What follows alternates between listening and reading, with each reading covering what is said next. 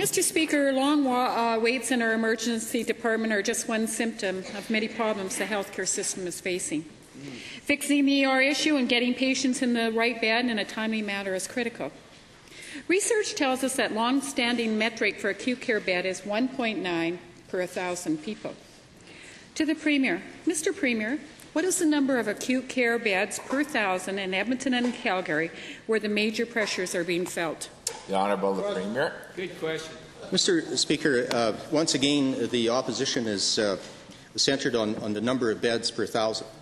We went through this discussion a number of years ago. There are other services that have to be provided for patients other than just the bed.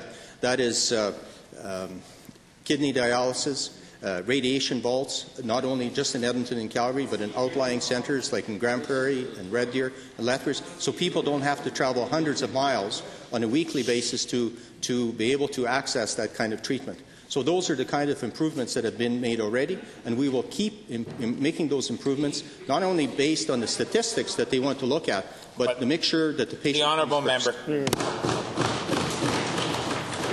Well, Mr. Speaker, the answer is 1.2, below the national average. Acute care, medical and surgical beds are desperately needed. Now, Mr. Premier, I'm not talking about rehab, I'm not talking about palliative care, or I'm not talking about transition beds. To the Premier, how many additional acute care beds has your government opened since January 1st of this year? The Honourable. Additional. Mr. Speaker, one of the things I know we have to do more, and that is to open up more continuing care beds. We have a number of acute care beds that are tied up by individuals that have to move to the next level of care, which is continuing care. And that is why we're well on our goal of building 1,300 additional beds this year, and we will continue to build at least 1,000 a year in order to keep up with the ever-increasing aging population. The Honourable Member. Well, Mr. Speaker, he didn't answer that question, but let's try this one because it's going back into what he just finished saying. Mr. Premier, how many net new nursing home beds, and I mean nursing home beds, has your government opened?